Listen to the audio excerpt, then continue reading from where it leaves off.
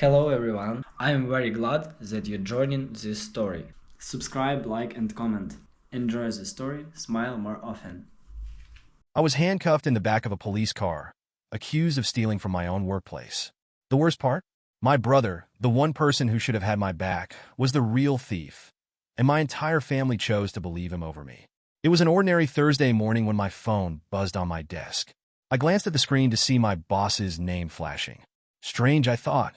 He usually communicated through emails or quick messages. "Hello," I answered, trying to keep my voice neutral. "Get to the office. Now," he said, his tone sharp and furious. Before I could ask what was going on, he hung up. A chill ran down my spine. I'd been working at this company for 5 years, climbing my way up from an intern to a trusted team lead. In all that time, I'd never heard him sound so angry. Something was wrong. When I walked into the office, I immediately knew this wasn't going to be a normal day. The receptionist avoided my gaze, and my co-workers whispered among themselves, their eyes darting toward me. At the end of the hall, my boss stood outside his office with 2 police officers. His face was red, his arms crossed tightly over his chest. "Good, you're here," he said, his voice dripping with barely contained anger. "Can someone tell me what's going on?" I asked, forcing myself to remain calm. "You stole from the company," he said bluntly. "We have proof." The words hit me like a freight train. "What? That's not possible," I stammered. One of the officers stepped forward, holding a tablet. "We have security footage from the night of the break-in," he said. He tapped the screen, and a grainy video began to play. On the footage, a figure in a hoodie entered the office late at night, walking with purpose toward the secured file room. They emerged minutes later carrying a laptop and a stack of files. The image was blurry, but the sneakers they were wearing were identical to the pair I had on that very moment. I stared at the video, my mind racing. "That's not me," I said, my voice trembling. "I wasn't here that night. Check the timestamps. Do you have access logs?" My boss scoffed. "The footage is clear enough. You've always had access to the office after hours. Do you really expect us to believe this isn't you?" "I didn't do this," I insisted, panic creeping into my voice. "Why would I steal from my own workplace? This makes no sense." The officers exchanged a glance. "We need you to come with us for questioning," one of them said, stepping forward to guide me toward the door. "Wait, what? You're arresting me?" "You're not under arrest yet," he said. "But we need to sort this out." I turned to my boss, desperate for some semblance of trust after years of loyalty. "You know me," I pleaded. "I've worked here for years without a single issue. You know I wouldn't do something like this." He shook his head, his expression hard. "I thought I knew you," he said. The ride to the station was surreal. Sitting in the back of the police car, I replayed the events over and over in my head, trying to make sense of it all. How could anyone think I was capable of this? At the station, I was bombarded with questions. Where were you that night? Do you have an alibi? What motive would you have for stealing from your employer? I answered everything as honestly as I could, but their skepticism was clear. "I was at home that night," I told them. "I live alone. There's no one to corroborate it, but I wasn't here." One of the detectives leaned back in his chair, folding his arms. "That's convenient," he said. "I don't even know what was stolen." I exclaimed. "Why would I risk everything for something like this?" The questioning dragged on for hours before they finally let me go. "We don't have enough evidence to hold you," one of the officers said. "But don't leave town." When I got home that night, I sat in my living room, staring at the wall. The sneakers, the figure in the hoodie, it was too perfect. Someone had set me up, and there was only one person I could think of who would go to these lengths, my brother Ryan. The ride home from the station felt like an eternity. My mind was spinning, replaying every word from the interrogation, every frame of that blurry security footage. How could I prove I wasn't the one in that video? The figure's gait, the hoodie, the sneakers, it was all too close to home. When I got back to my apartment, I collapsed onto my bed, staring at the ceiling as the events of the day played on a loop in my mind. Somewhere, deep in the chaos of my thoughts, a realization began to take shape. The figure in the footage wasn't just similar to me. They'd gone out of their way to mimic me. And there was only one person who could pull that off, my younger brother Ryan. Ryan and I had always been mistaken for each other. Same height, similar build, and enough shared wardrobe pieces to make mix-ups a regular occurrence. But it wasn't just our physical similarities. Ryan had a knack for impersonation. He used to copy my handwriting to skip school or mimic my voice to prank call friends. It was all fun and games back then, but now it felt like something far more sinister. As the thoughts settled in, my stomach churned. Ryan had always been the family screw-up, the one who bounced from job to job, always in some kind of trouble. Could he really have done this? Could he have set me up to take the fall for something he did? By the time morning came, I had worked myself into a mix of anger and resolve. If Ryan had done this, he needed to own up to it. I wasn't going to let him ruin my life. I found him at our parents' house, lounging on the couch with a bag of chips, watching TV like he didn't have a care in the world. The sight of him, so casual and carefree, made my blood boil. "Ryan," I said, my voice sharper than I intended. He glanced up, raising an eyebrow. "What's up?" I didn't waste time with small talk. "Did you do this?" I demanded, stepping closer. "Did you break into my office and steal those things?" His expression didn't change, but I noticed the briefest flicker of tension in his posture. "What are you talking about?" he said, his tone dripping with mock innocence. "Don't play dumb," I snapped. "The figure in the footage, it was you, wasn't it? You wore my sneakers, my hoodie. You made it look like me." Ryan smirked, leaning back into the couch. "Wow, someone's been watching too many crime shows," he said. "I have no idea what you're talking about." The way he avoided eye contact told me everything I needed to know. My hands clenched into fists at my sides as I tried to keep my composure. "You're lying," I said, my voice low and firm. "Just admit it." He shrugged, popping another chip into his mouth. "Prove it," he said, his tone so casual it made my stomach turn. "You really think this is a game?" I shot back. "This isn't just some stupid prank, Ryan. You've put me in the middle of a police investigation." He finally looked at me, his smirk fading. "I don't know what you're so worked up about," he said, standing up. "Maybe you should stop blaming other people for your problems." My jaw dropped. "Are you serious? You're the one who—" But he cut me off, brushing past me with a casual, "Good luck proving that." I stood there, fuming, as he disappeared into the kitchen. My mind raced with anger and disbelief. He wasn't just denying it. He was daring me to catch him. As I left the house, one thought consumed me. If Ryan thought he could get away with this, he was dead wrong. I was going to find the proof I needed, no matter how long it took. This wasn't over. Not by a long shot. The moment I left Ryan's smug, infuriating presence, I headed straight for my parents' house. I couldn't shake the anger bubbling inside me, and I was determined to make them see the truth. They knew Ryan better than anyone. They had to understand he was capable of something like this. When I arrived, my mom was in the kitchen, humming to herself as she stirred a pot of soup. My dad was in his recliner in the living room, flipping through channels.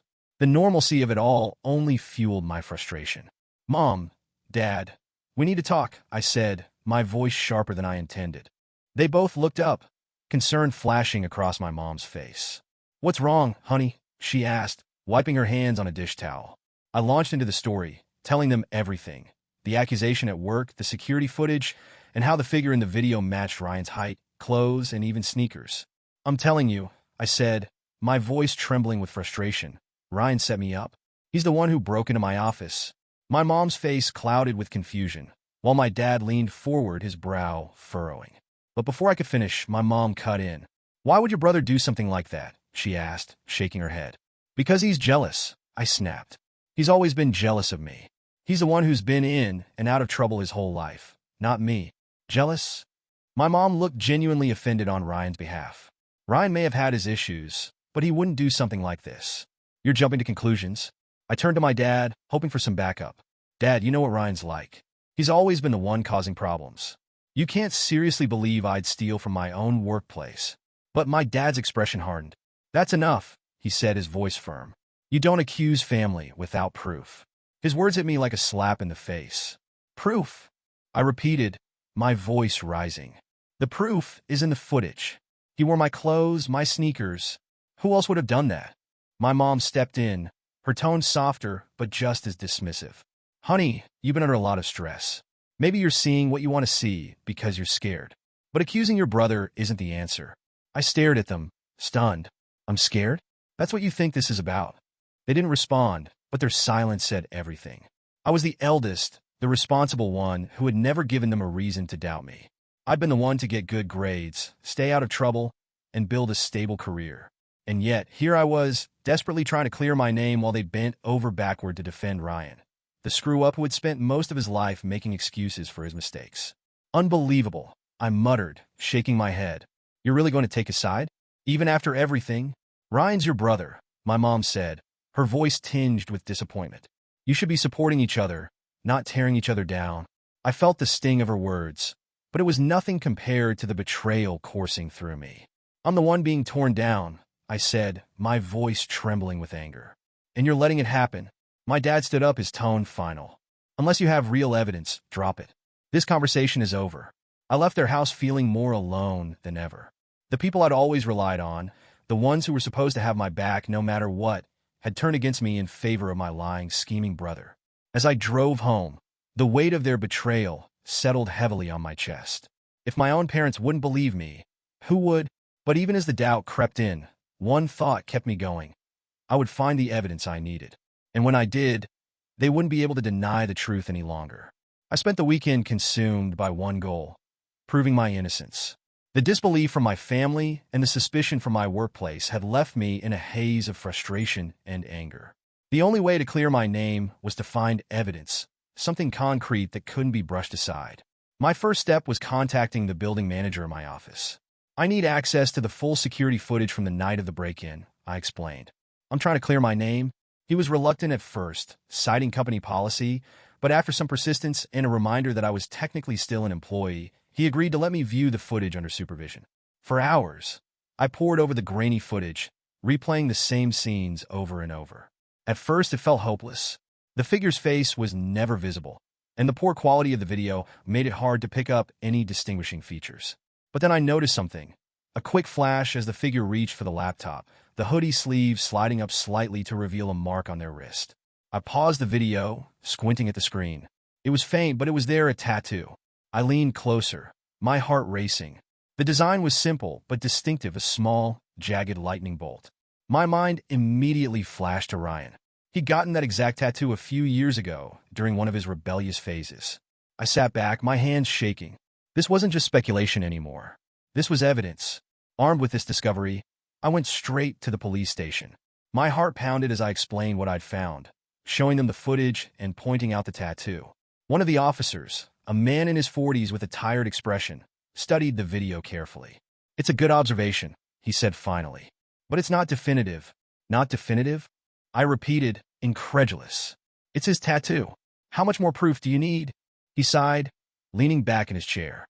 "Look, I get that this is frustrating for you, but a tattoo isn't enough to definitively identify someone, especially in footage this grainy.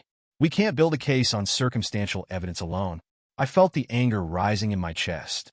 "So what am I supposed to do?" I demanded. "Just let him get away with this while my life falls apart?" "We'll keep this in mind as we continue the investigation," he said, his tone placating. "But for now, we can't take any action based on this alone." I left the station feeling defeated. I had found what I thought was a smoking gun, only to have it dismissed as insufficient. Ryan's smug face and my parents' disbelief replayed in my mind, fueling my frustration. But I wasn't giving up. If the tattoo wasn't enough to convince the police, I'd find something that was. I didn't know how yet, but I knew one thing for certain. I wasn't going to let Ryan win. The truth was on my side, and I was going to prove it, even if it meant uncovering every last skeleton in his closet. The walls were closing in. The police had dismissed my discovery as circumstantial, and my family's loyalty to Ryan remained steadfast. Everywhere I turned, it felt like I was shouting into a void. The thought of losing everything, my job, my reputation, my family's trust, was suffocating. But if there was one thing I knew about Ryan, it was that his arrogance could be his downfall. He thrived on manipulation, but he wasn't invincible. I needed to catch him off guard, and this time, I'd come prepared. I waited until I knew he'd be alone at home. My parents were out for the evening, and Ryan rarely went out unless he absolutely had to. It was the perfect opportunity. When I walked into the house, Ryan was in the living room, sprawled on the couch with his feet up, scrolling through his phone. He didn't even glance up when I entered. "Hey," he said lazily. "Didn't think you'd have the nerve to come back after that stunt you pulled with Mom and Dad." I ignored his jab and pulled out my phone, quickly pressing record before confronting him. "We need to talk." He raised an eyebrow, finally looking at me. "Oh, this should be good." I didn't waste time. I pulled up the footage of the tattoo on my phone and held it up to his face. "Care to explain this?" For a split second, I saw it, a flicker of panic in his eyes. His smirk faltered, and his posture stiffened. But it was gone as quickly as it came, replaced by his usual smug demeanor. "Seriously?" he said, laughing as he leaned back. "You're grasping at straws. A blurry video and a tattoo? Come on, no one's going to believe you." Really? I shot back, keeping my voice steady. Because it looks pretty clear to me. That's your tattoo, Ryan. The same one you got 3 years ago at that sketchy place downtown. He shrugged, feigning indifference. So, what if it is? Tattoos aren't exactly unique. For all you know, someone else has the same one. You expect me to believe that? I asked, stepping closer. You're the one who's been in and out of trouble your whole life. You needed quick cash, and you saw an opportunity to frame me. Admit it. Ryan stood up, towering over me. You don't have anything on me, he said, his voice low and threatening. So, stop wasting your time trying to pin this on me.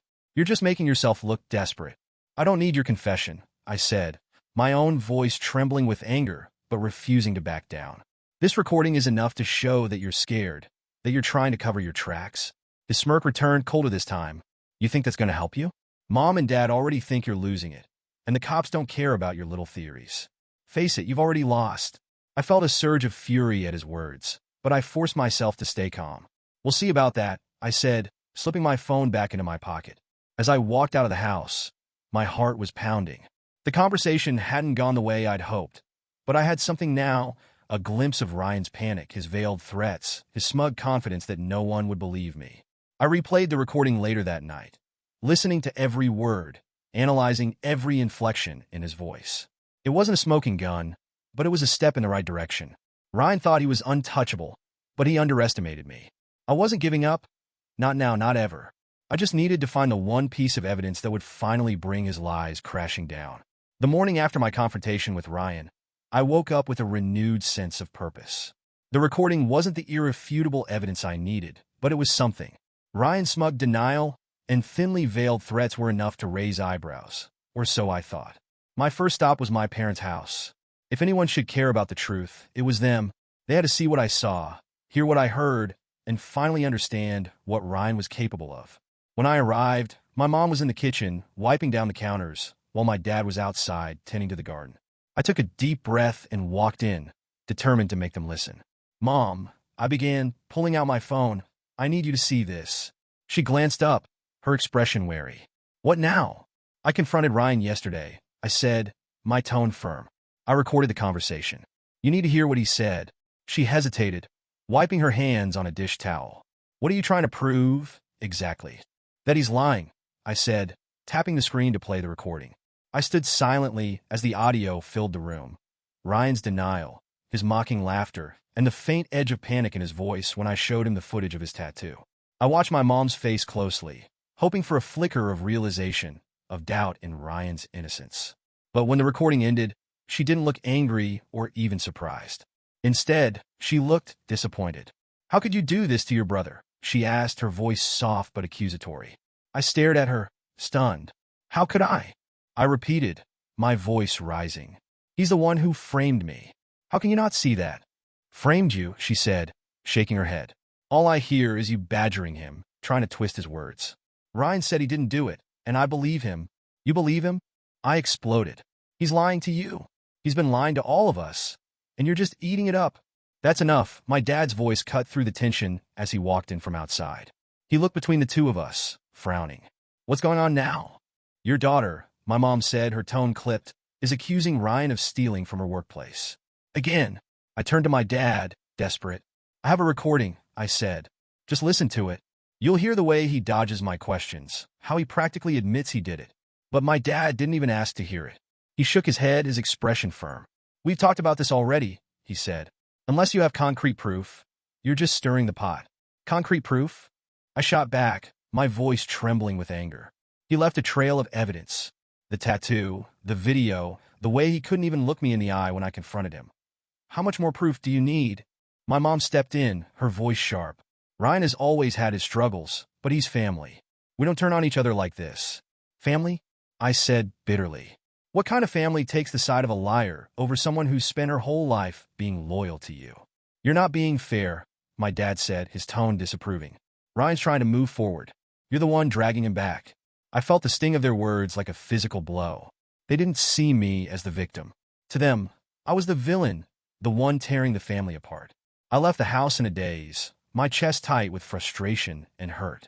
The people who were supposed to love me unconditionally had turned their backs on me, blinded by their own need to protect Ryan. As I drove home, I replayed the confrontation in my mind, my anger simmering just below the surface. If my own family wouldn't believe me, who would? But beneath the anger was a growing resolve. Ryan had underestimated me, and so had they. I wasn't giving up. I was going to prove the truth, even if it meant standing alone. I was sitting at home, staring blankly at the stack of job listings on my laptop when my phone buzzed. The name on the screen stopped me cold. It was Kelly, a coworker from my office. "Hey," she said, her voice hesitant. "I've been meaning to call you. I think I might have some information about what happened at work." My heart raced. "What kind of information?" Kelly hesitated. "It's probably nothing, but I was leaving the office late the night before the break-in, and I saw someone near the building. At first, I thought it was you, but when I got closer, I realized it wasn't." "Who was it?" I asked, holding my breath. "I don't know for sure," she said. "But now that I think about it, you look a lot like your brother." I didn't want to assume anything, but her words hit me like a lightning bolt. "Kelly, this is huge," I said, my voice trembling. "You have to tell the police?" She hesitated again. "I don't know. What if I'm wrong? I don't want to get dragged into something messy." "I get it," I said, trying to keep my voice calm. "But you're the only one who can back me up right now. The police dismissed everything else I've shown them. This could change everything." After a long pause, she sighed. "Okay," she said. "I'll do it." The next morning, Kelly went to the station and gave her statement. It wasn't a slam dunk. She hadn't seen Ryan's face clearly, and her account was based on a quick glance. But it was enough to make the police take another look at the case. When the police called me later that day, I could hardly believe it. "We've reopened the investigation," the detective said. "We'll be bringing your brother in for questioning." The moment was bittersweet. On one hand, I finally felt like I was being heard. On the other, the idea of Ryan sitting in a police interrogation room made my stomach churn. No matter what he'd done, he was still my brother. The next few days were a blur of waiting and worrying. Then, the call came. Ryan had been questioned, and things weren't looking good for him. According to the detective, Ryan had denied everything at first, sticking to his story that he had nothing to do with the break-in. But when they showed him the footage of the tattoo and confronted him with Kelly's statement, his confidence started to crack. Faced with the mounting evidence, Ryan finally admitted the truth. He'd been struggling with debt and had overheard me mention the valuable equipment in my office. He thought it would be an easy score, and framing me in the process was just a way to deflect suspicion. The detective's words echoed in my ears. He confessed. He admitted he was the one who broke in and took the equipment. "We'll be moving forward with charges." When I hung up, I felt a mix of emotions. Relief that my name had been cleared, anger at Ryan for putting me through this, and sadness for the brother I thought I knew. For weeks, I'd fought to prove the truth, and now that it was finally out, I wasn't sure how to feel. My family would have to face the reality of what Ryan had done, and I didn't know if we'd ever recover from it. But one thing was certain. I wasn't going to let his betrayal define me. This was just the beginning of a new chapter, one where I could finally move forward. Ryan's confession hit my family like a bomb, shattering the fragile balance we'd all been pretending to maintain. The image of the golden son my parents had clung to so tightly was gone, replaced by the harsh reality of what he'd done. When the news reached my parents, I was there to see their faces. My mom sank into a chair at the kitchen table, her hands trembling as she pressed them to her mouth. My dad stood frozen in the doorway, his usually commanding presence diminished by the weight of the revelation. "Ryan confessed," I said simply, my voice devoid of triumph or anger. I had expected this moment to feel like vindication, but instead, it felt hollow. My mom's tears started immediately. "How could he do this?" she whispered, shaking her head. "To his own family?" "Because he thought he could get away with it," I said, my tone sharper than I intended. "And because you let him think he could." My dad finally spoke, his voice rough. "Don't you dare blame us for this," he said, his gaze hard. I turned to him, my anger boiling over. "You didn't believe me," I shot back. "You chose to protect him instead of looking at the facts. You let him think he could walk all over me without consequences." My mom sobbed harder, burying her face in her hands. "We didn't know," she said through her tears. "We didn't want to believe it. He's our son, and I'm your daughter," I yelled, my voice breaking. "You didn't even give me a chance to prove myself before you sided with him." My mom looked up at me, her face streaked with tears. "I'm sorry," she said, her voice trembling. "We should have believed you." Her words stung more than I expected. I'd been waiting for this apology, but now that it was here, it felt empty. The damage was done, and no amount of regret could undo the betrayal I'd felt when they turned their backs on me. Sorry doesn't fix this, I said quietly. For the next few days, my parents were a mess. My mom couldn't stop crying, and my dad retreated into a stoic silence that only made the tension in the house worse. They tried to reach out to Ryan, but he wasn't answering their calls. It was as if he'd vanished, leaving them to pick up the pieces of the chaos he'd created. I stayed away as much as I could, needing space to process everything. I focused on rebuilding my life, starting with my job. My boss, after hearing about Ryan's confession, called to apologize and offered me my position back. I politely declined. I can't go back there, I told him. Too much has happened. Instead, I threw myself into job applications, determined to start fresh somewhere new. It was a small step, but it felt like taking control of my life again. My relationship with my parents remained strained. They tried to reach out, inviting me to dinner or calling to check in, but I couldn't bring myself to face them yet. The wound was too fresh, the betrayal too raw. As for Ryan, I didn't know where he was or what he was thinking. Part of me wanted to confront him, to demand answers for why he'd done what he did. But another part of me knew it wouldn't matter. He'd made his choice, and now he had to live with the consequences. The fallout from his actions had left scars on all of us. My parents were broken, my trust in them shattered, and our family dynamic forever changed. But as painful as it was, I knew I couldn't let it define me. This chapter of my life was closing, and I was ready to turn the page.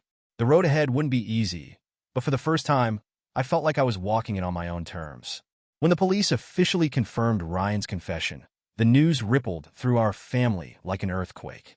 My parents, who had clung so tightly to the belief that Ryan was incapable of such a betrayal, were left grappling with the harsh reality of who their son had become. I was at home when my mom called, her voice shaky. "We need to talk," she said. There was a fragility in her tone that made me pause. Against my better judgment, I agreed. Walking into their house that evening felt surreal. The walls, adorned with family photos and keepsakes, seemed to mock the fractured state of our family. My mom sat at the kitchen table, her eyes red and puffy, while my dad stood stiffly by the window, staring out into the yard. "Ryan confessed," my mom said as I took a seat. Her voice cracked with every word. "He admitted everything." "I know," I replied flatly. "The detective told me." She reached for my hand, but I pulled away, the gesture too little too late. "I'm sorry," she whispered, tears streaming down her face. "We should have believed you." Her apology felt like a bandage on a gaping wound. "Sorry doesn't change what you did," I said, my voice trembling. "You didn't even give me a chance. You chose him over me without hesitation." My dad finally turned from the window, his face a mask of exhaustion. "We didn't want to believe it," he said, his tone defensive. "Ryan's made mistakes, sure, but we never thought he'd do something like this. You didn't want to believe it, so you made me the villain," I shot back. "Do you have any idea what that felt like? To be abandoned by my own family while I was fighting to clear my name?" The room fell into a heavy silence. My mom wiped her eyes with a tissue, while my dad sat down, his shoulders slumping under the weight of it all. "We failed you," he admitted quietly. Their guilt was palpable, but it didn't erase the pain they'd caused. For weeks, I had felt like I was screaming into a void, my pleas for understanding met with indifference or outright rejection. Now, even with Ryan's confession vindicating me, the damage to our relationship felt irreparable. "I don't know if I can ever trust you again," I said finally, my voice breaking. My mom sobbed harder, while my dad nodded, his expression grim. "We'll do whatever it takes to fix this," he said. "But we can't undo what's been done." Over the next few days, the fallout only deepened. My parents tried to reach out to Ryan, but he ignored their calls. When they finally did speak to him, it was clear he felt no remorse. He said he didn't mean for it to go this far. My mom told me during one of her tearful phone calls that he panicked and didn't know how to make it right. I didn't bother responding. Ryan's excuses meant nothing to me. He hadn't just made a mistake. He deliberately destroyed my life to save his own skin. The strain on my parents was evident. My mom seemed to age overnight, her usual energy replaced by a weary sadness. My dad, ever the stoic, withdrew even further into himself. Their faith in Ryan had been their foundation, and now that it was gone, they didn't know how to move forward. As for me, I focused on rebuilding my life. My boss's half-hearted apology and offer to reinstate my job were met with a firm refusal. "I need a fresh start," I told him. "Somewhere I'm not just the girl who got framed." I threw myself into job applications, networking, and trying to regain a sense of normalcy. But the scars from what had happened ran deep.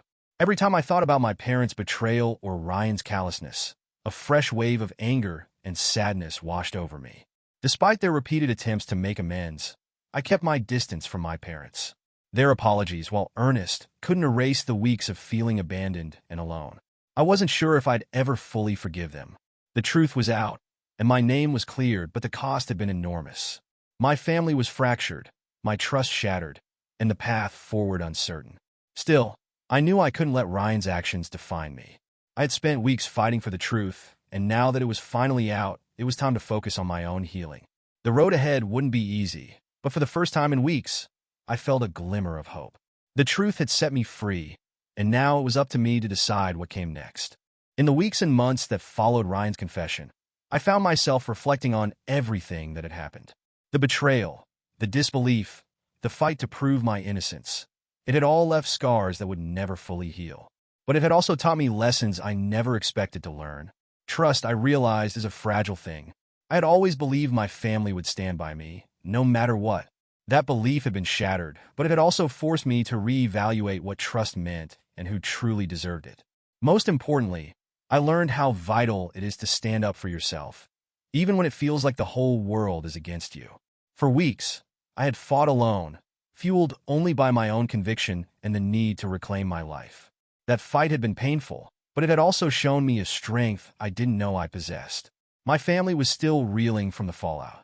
My parents continued to reach out, apologizing and trying to rebuild the connection we had lost.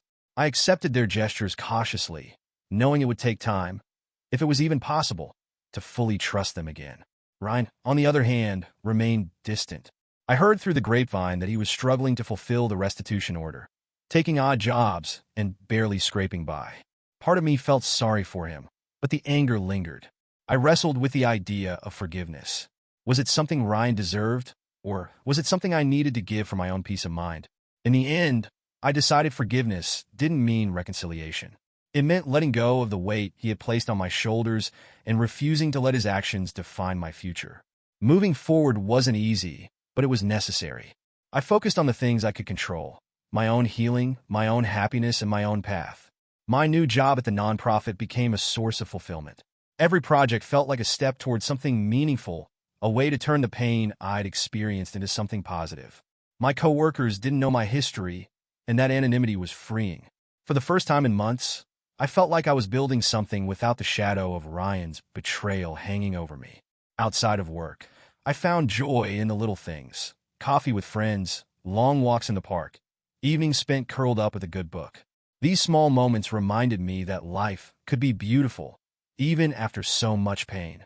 One day, while cleaning out an old box of keepsakes, I found a family photo from years ago. We were all smiling, arms slung around each other, carefree and united. Looking at that picture, I felt a pang of loss for the family we used to be. But as I set the photo aside, I realized something important. The life I had now wasn't the one I'd imagined, but it was mine. It was built on truths I had fought for, resilience I had discovered, and a determination to move forward, no matter how uncertain the path. For the first time in a long time, I felt ready to embrace the future, not as the victim of my brother's betrayal, but as someone who had survived it and come out stronger. The past was part of me, but it didn't define me. My story was still being written, and I was determined to make it one worth telling.